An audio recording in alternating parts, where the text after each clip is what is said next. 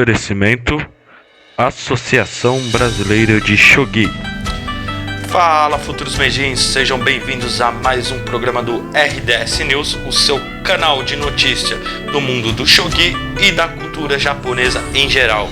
Para quem não me conhece, eu sou o Danilo e hoje muitas notícias sobre os mundos dos animes, da cultura e do mundo do shogi. Mas antes, já deixa aquele seu like que ajuda muito a divulgar o nosso trabalho. E se você ainda não se inscreveu no canal, se inscreva e ative todas as notificações para que você não perca nenhum de nossos programas. Então, sem mais delongas, vamos para as notícias de hoje.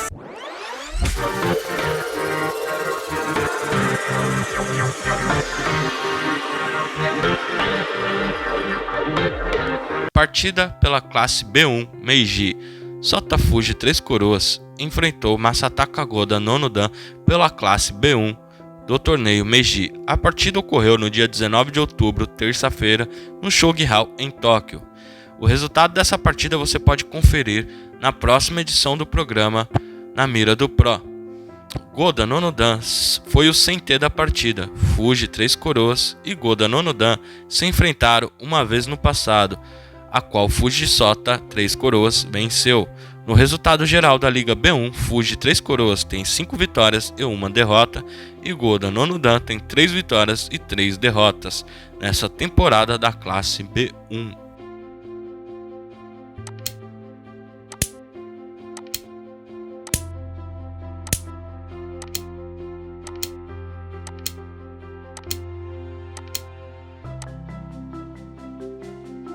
Resultado da partida entre Masayuki Toyoshima e Ryuo versus Akira Watanabe Meiji pela semifinal do torneio JT Pro Series. No dia 16 de outubro, no sábado, Masayuki Toyoshima Ryuo enfrentou Akira Watanabe Meiji pelo torneio JT Pro Series. Toyoshima Ryuo venceu a partida com 215 movimentos e com a vitória avança para as finais.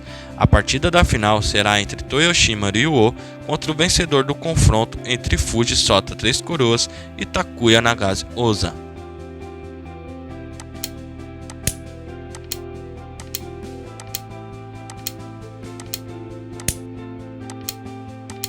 Resultado do primeiro torneio Hakurei. A final do torneio Hakurei foi jogado entre Tomoka Nishiyama Três Coroas e Mana Watanabe Terceiro Dan. Teve sua última partida no dia 16 de outubro, no sábado. Nishiyama Três Coroas venceu a melhor de 7 jogos com um placar de 4-0. A última partida teve 130 movimentos e, como resultado final, Tomoka Nishiyama Três Coroas ganhou o título Hakurei. A partida ocorreu na cidade de Nara, prefeitura de Nara.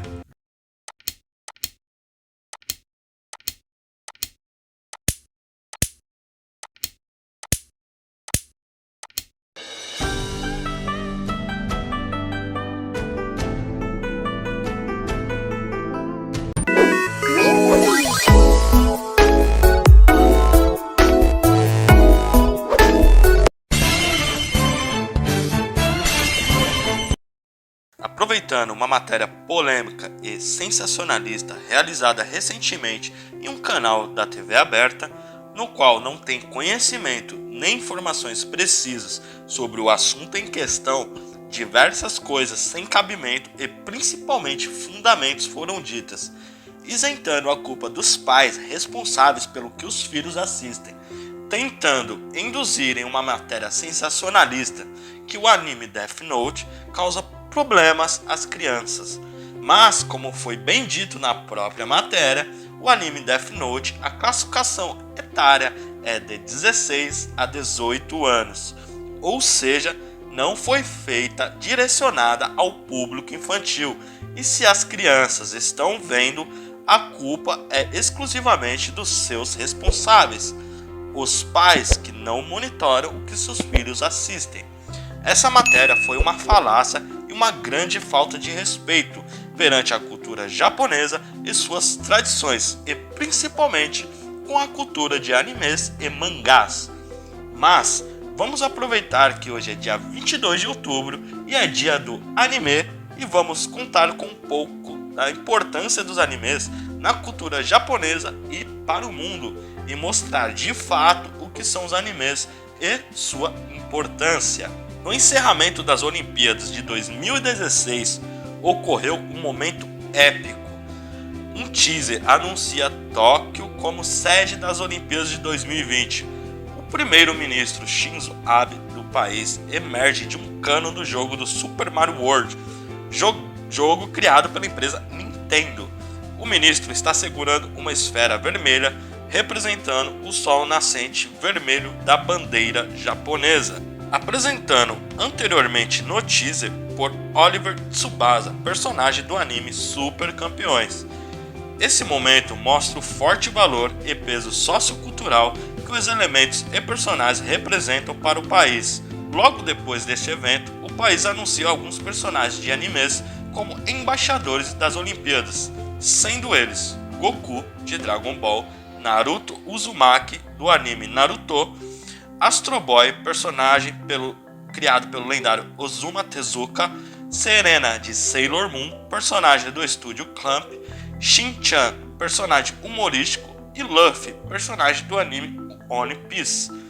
Os personagens carregam traços e personalidades do povo japonês, tais como seriedade, humor, gentileza, determinação e excentricidade. Escolher personagens de animes para representar pode parecer um tanto peculiar, mas existem muitas pessoas ainda que veem os animes como desenhos voltados ao público infantil. Todavia, não conhece a sua importância na história do Japão. Vamos conhecer a sua formação cultural e artística, bem mais do que uma simples forma de entretenimento, mas sim uma manifestação cultural onde seu povo reergueu o seu espírito. Dando uma voltinha no tempo antes de 2016, animes e mangás já participavam muito na vida cotidiana dos japoneses. As histórias mesclavam-se à própria história do Japão. Para termos uma noção, os mangás vêm desde o século XII e uma das suas origens são as pinturas em rolos emakimono, que contam com narrativas ilustradas que por sua vez contavam com lendas, contos, fábulas, histórias, conforme se desenrolava o pergaminho. Os mangás tomaram forma e nome no século XIX com os desenhos de Hokusai, que retratavam movimentos e expressões corporais típicas do povo japonês. No começo, os mangás tratavam de política e questões econômicas. Foi durante o período Taisho, de 1912 a 1927, que o nicho foi voltado ao público infantil. Mas durante a Segunda Guerra, os mangás sofreram fortes repressões devido a críticas a grupos militares e ultranacionalistas. Durante este período da guerra, muitos mangakás foram censurados e não puderam atuar na profissão.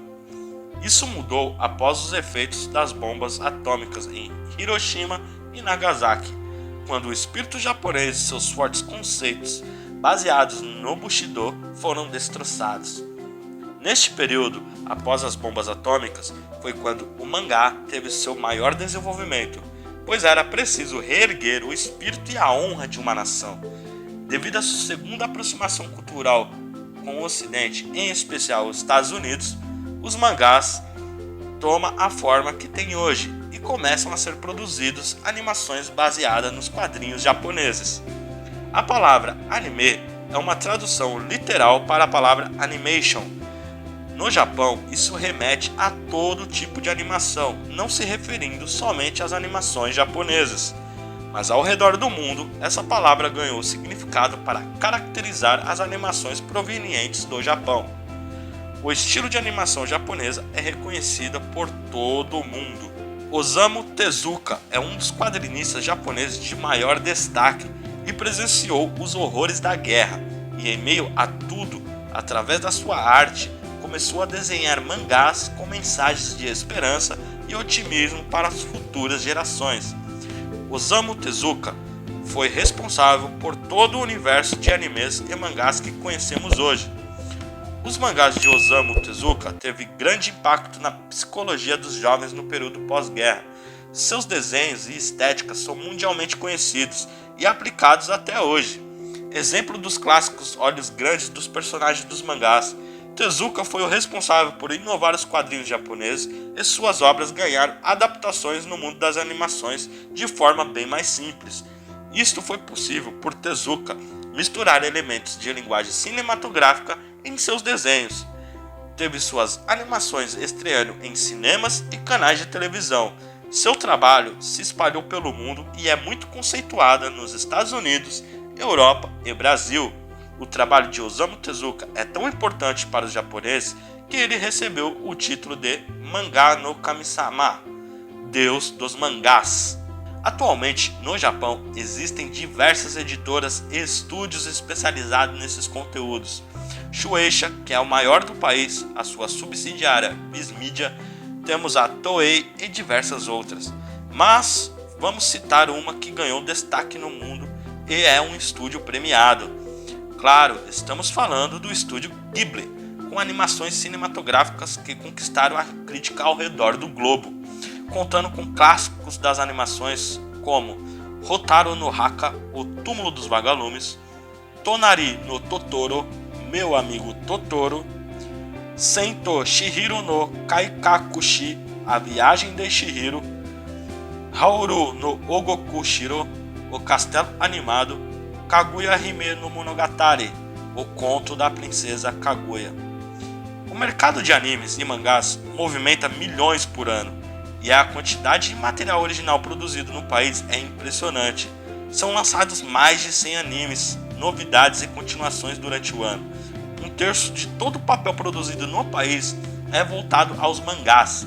Este universo ainda rende filmes, jogos eletrônicos, acessórios, músicas, tendências e embaixadores. No dia 22 de outubro de 1958, pela primeira vez, uma longa-metragem de animação totalmente em cores foi exibida nos cinemas japoneses. O filme Hakuja-den, ou A Lenda da Serpente Branca. Esta obra foi produzida pela Toei Doga, atual Toei Animation. Esta data tornou-se o dia do anime em 2017, como parte das comemorações do centenário da animação japonesa, fazendo parte do projeto Anime Next 100, realizado pela AJA, The Association of Japanese Animations. A Japan House promove continuamente a interação do público com exposições de mangás e animes, inclusive transmitindo ao ar livre palestras com editoras que distribuem conteúdo no Brasil e etc. Os animes são a forma de arte, divulgação da cultura japonesa, entretenimento, conscientização, superação do povo japonês e é, acima de tudo, história.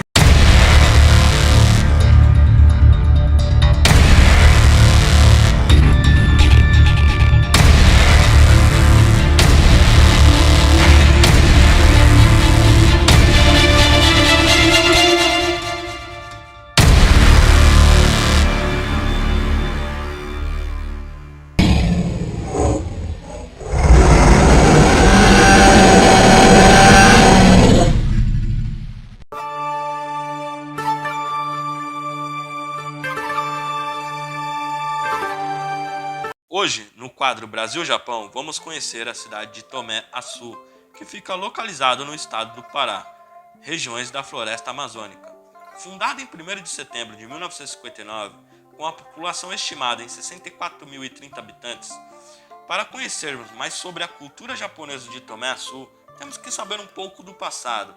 Segundo Violeta Loureiro, a sua construção da história social e econômica da Amazônia, refere-se que, no ano de 1926, se dirigiu ao Pará um grupo de cientistas japoneses que tinham como missão localizar áreas nas quais pudessem ser instaladas colônias agrícolas e, a partir delas, dinamizar a economia através do desenvolvimento de culturas, assim como de práticas modernas de cultivo. O resultado do trabalho levou à identificação de áreas no estado do Amazonas, em Manacapuru, e no estado do Pará, Baixo Amazonas, Santarém, Monte Alegre e Tomé-Açu. Com a implantação da Companhia Nipônica de Plantação no Brasil em 1929, a fazenda Bela Vista foi vendida à Companhia Nipônica, que instalou na mesma administração central da companhia quando chegaram os primeiros colonos japoneses, 42 famílias no total de 189 pessoas, as mesmas que, amparadas por certo volume de capital, assim como por uma tradição milenar na agricultura, ficaram instaladas no lugar. No início, as famílias plantavam arroz e hortaliças, onde, devido ao isolamento do lugar, encontraram um imenso desafio para escoar a produção. No ano de 1933, um navio com imigrantes japoneses a caminho do Brasil aportou em Singapura devido à morte de um imigrante. Este fato doloroso teve reflexos positivos na comunidade japonesa estabelecida em Tomé-Açu, posto que o chefe da embarcação adquiriu 20 mudas de uma planta daquela região, que tem por fruto a pimenta do reino, apelidado de ouro negro da Amazônia. Tomé-Açu conta com a Associação Cultural do Fomento Agrícola de Tomé-Açu, fundada em 1966. A imigração japonesa em Tomé-Açu surgiu em 22 de janeiro de 1929. A entidade conta com 192 membros, que fazem parte das famílias de Nikkeis residentes. Na cidade acontece o festival Bon Odori, o Undokai Gincana Esportiva, e em Tomé-Açu fica localizado o Museu Histórico da Imigração Japonesa, o único museu existente na região norte do Brasil. Existe também o Templo Budista de Tomé-Açu, que foi fundado dia 14 de novembro de 2014, a Escola de Língua Japonesa, fundada em 1931, a mais antiga do Brasil, além da Escola Nikkei, que é direcionada ao público das crianças do fundamental ao ensino médio. Réplica da Casa do Imigrante, no qual você pode conhecer como imigrantes viviam na época. Você pode visitar a fábrica de produção de sucos, conhecer a fazenda de pimenta do reino. Tomé-Açu é o maior produtor de pimenta do reino do mundo. Existem as opções desportivas na cidade como sumô, beisebol, softball, golfe e guetball. Você pode conhecer a mata inexplorada nativa e podendo realizar uma trilha e tomar um banho em alguns balneários. A gastronomia japonesa não poderia faltar. Existem diversos restaurantes que oferecem comidas típicas japonesas. Não perca tempo e conheça a cidade de Tomé-Açu, um pedaço do Japão dentro da Amazônia, no estado do Pará.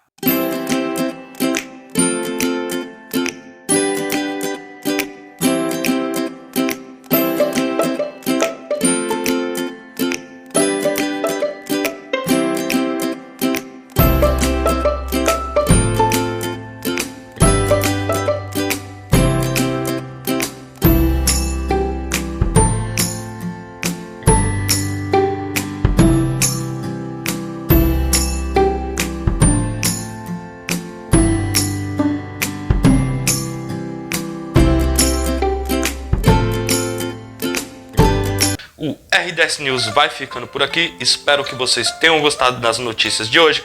Deixe aqui nos comentários o que vocês acharam, sugestões para novas matérias e muito mais. Compartilhe esse vídeo com seus amigos e se você ainda não se inscreveu no canal, se inscreva e ative todas as notificações, porque dessa forma você fica recebendo todos os nossos programas sem perder nenhuma novidade do mundo do shogi e da cultura japonesa em geral. O RDS News fica por aqui e até a próxima!